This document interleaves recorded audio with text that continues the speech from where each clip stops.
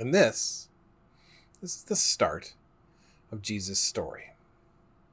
Here is where this amazing promise unfolds. Don't miss it. Sometimes we can get sidetracked during the holidays. We can get focused on the wrong things, making everything perfect, getting the right gifts, etc. But if we let it, the Christmas story can be such an amazing gift. The Christmas story is the best gift ever from a God who loves us. God reveals God's self through the Christmas story.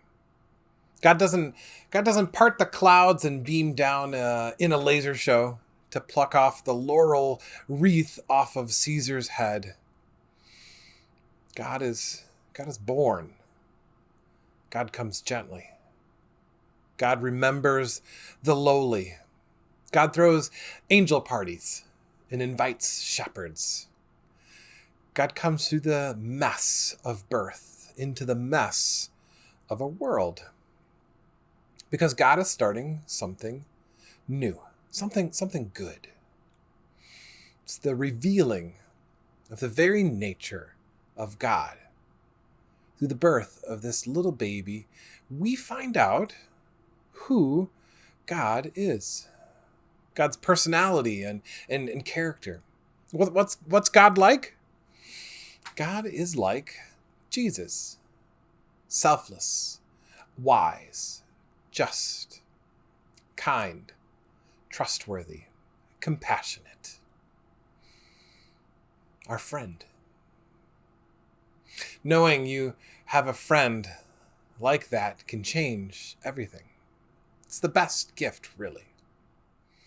I've only had the privilege of being with you at St.Mark since June of this year. I started while the pandemic was already in full swing, so to speak.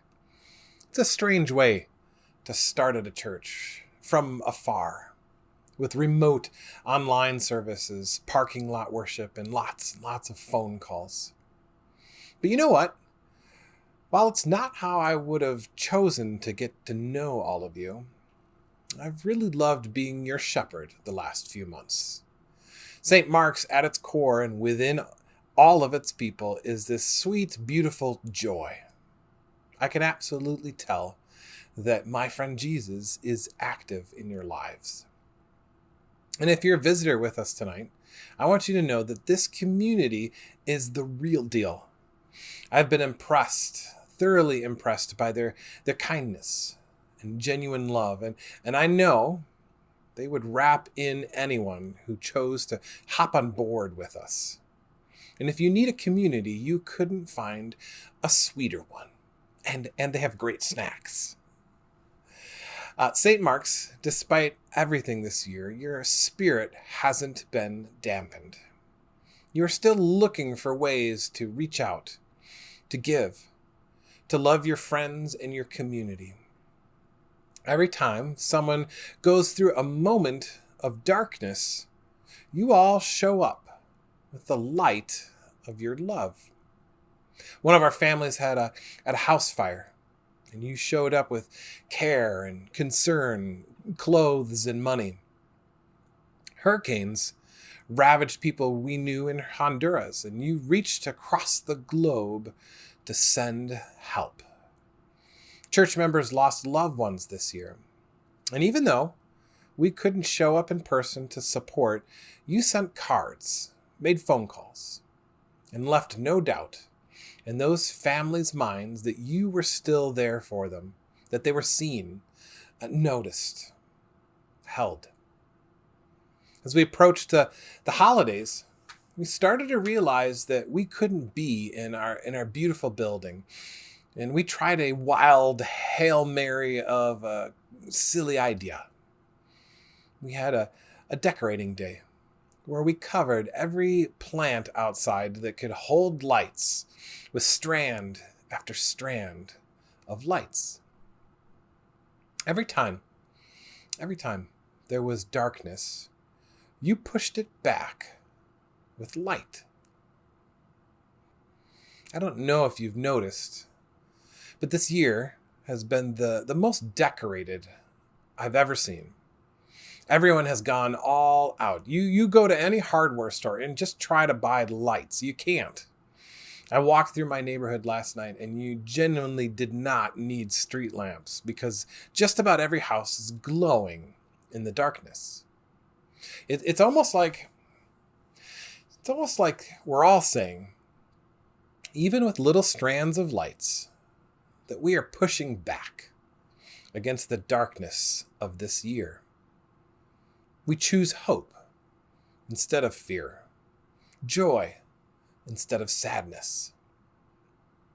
And I think sometimes that's all it takes. Just a little light of hope to break up the power of darkness. I think that's what makes the Christmas story so powerful to me. In the midst of chaos and fear, a tiny little story of hope begins. It doesn't look like anyone expected, but there it is, just waiting to catch us by surprise.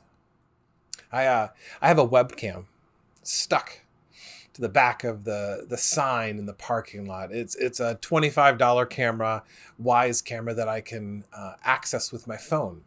And then I use it to keep tabs on the Christmas light show because one evening, one of our congregation members, Amy Fontana, let me know that the show hadn't clicked on. So from then on, I figured I needed to make sure that it was still going, still rocking, especially after it was in the paper. Well, I have a confession to make. I've become addicted to watching this thing. I get little bursts of joy from pulling up the feed and seeing people pull into our parking lot. Time after time, I've seen cars pulled up with their lights off and watch the Christmas light show. Some will stay just for a little bit, and some will stay and watch the show a few times in a row. But my favorite was Sunday night. I pulled up the video feed and there were 9 cars in the parking lot, and 2 in particular were pulled up back to back with their back gates open. And they were dancing. They had music from the show on and bathed in the glow of flashing Christmas lights, little kids and adults spun each other around and danced to the ridiculousness of a parking lot Christmas light show. A little burst of joy in the parking lot of a church.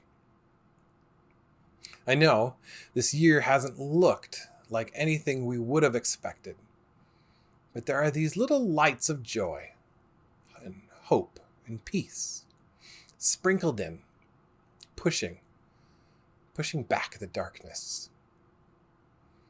The good news is that right underneath our noses, little moments of joy are happening all around us, pushing back the darkness moment by moment, light by light. What a beautiful gift. Just the right gift, given when needed it most.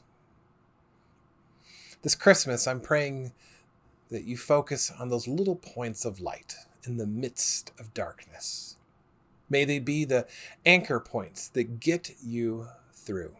Those moments of joy and laughter, those phone calls from friends and family, people creatively reaching out and looking for ways to stay and be together even when we are apart.